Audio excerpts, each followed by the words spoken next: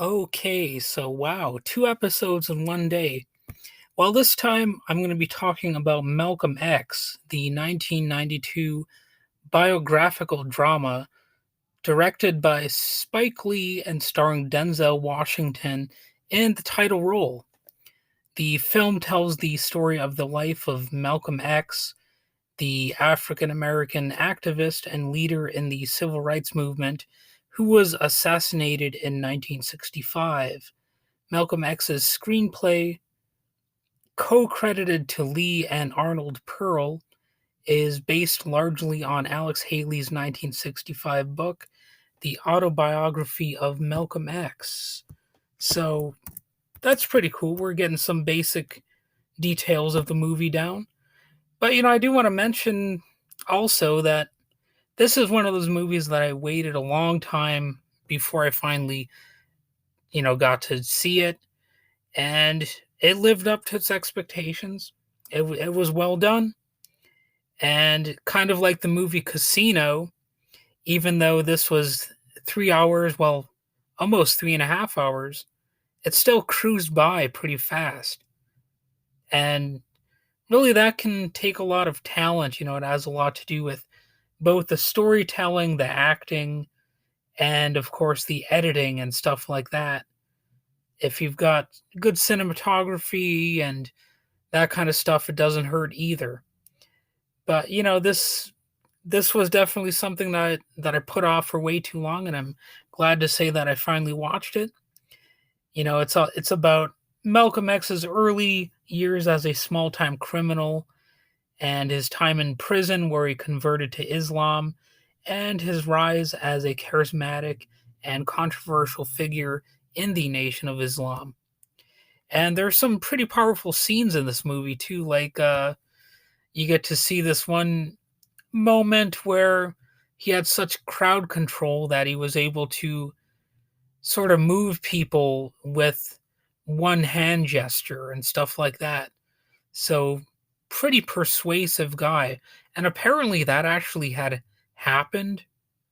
So, there's a little bit of a cult dynamic to this movie, but it's not really just criticizing that aspect of Malcolm X. In fact, this movie really doesn't exactly, criticize his story so much as it just tells it.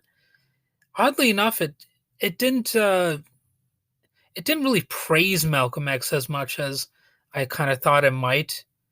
It's not just like a propaganda piece. I think Spike Lee actually tried to, sort of just tell it how it happened to the degree possible. Obviously, there was some fictionalization. Certainly, not every aspect of his story is even known. And there were most certainly some aspects that were not included, both because of the time issue and also just because it wouldn't have really fit into the overall story in a clear manner, right? I mean, that's one of the issues whenever you do a biographical movie, because you want to include as much as possible in a lot of cases, I suppose, if you're, trying to be a well-rounded storyteller. But at the same time, there's some things that just aren't going to be uh, fitting into the overall scheme of things. So the movie also portrays his eventual break from the Nation of Islam, his pilgrimage to Mecca, and the growing advocacy for racial unity and equality before his assassination. So those are other controversial elements here because, in a way, Malcolm X was a race separatist. He was a controversial figure because of that. Although I will say that as far as like that type of attitude is concerned, I could more understand, somebody having experiences like those that Malcolm X went through, developing those kinds of attitudes and beliefs, because he was an actual victim in many ways of the system, and it makes more sense to me for somebody to have an adverse reaction to the status quo if you have that sort of background. It's not, it just wouldn't be the same if his life had gone perfectly well and, he'd never seen any sort of injustice and all that kind of stuff. And the film received critical acclaim for Washington's performance and Lee's direction. It was nominated for 2 Academy Awards, including Best Actor for Washington, and it apparently won the Best Costume Design Award. And I know Spike Lee actually took issue with the fact that Denzel Washington didn't win an Academy Award for the role. And normally, I might think, ooh, that's a little bit cringeworthy. That's a little bit cringeworthy. But in this case, I actually have to side with Spike Lee because Denzel Washington just gave a hell of a performance. It's a good movie largely because of him. He really fit into the role quite well, and it obviously really helped establish Denzel Washington as an actor with talent.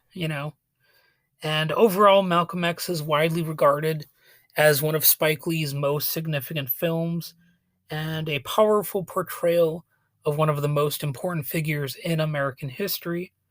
And I think as far as movies go that are of a biographical nature, this one should definitely be something that you're going to see if you're into biopics.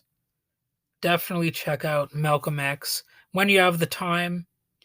As I said, it's over 3 hours, so that is actually a potential issue that some people would have with it.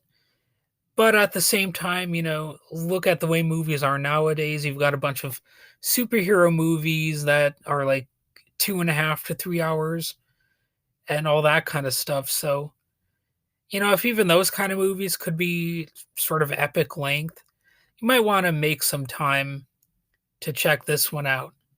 That might be a better way to spend your time than watching some Marvel fare. Not to say you can't watch that movie. I don't want to, or those movies. I don't want to sound like I'm some elitist. But when it comes down to it, if you're going to watch a epic long film, it might as well be something like this. You might want to prioritize something like Malcolm X over, superheroes, like shooting beams out of their eyes or Thor throwing a hammer or whatever the hell. I mean, that's going to sound condescending, but I don't really care. Go ahead and think about me what you will for saying that, but this is more like a real movie, you know. Yeah, there's the condescension again. Damn it, it's almost like that's what I actually think. But anyway, you can watch both types of movies obviously, but I'm just saying this is something that should really, you know, uh interest you if you're interested in history at all.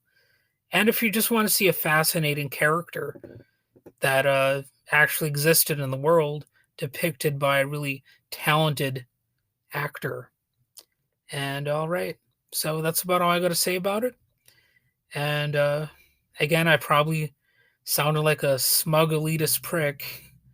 But, at the same time, like I said, I waited for a long time to see this movie myself. So I guess I can't brag too much about that. But definitely glad I finally saw it.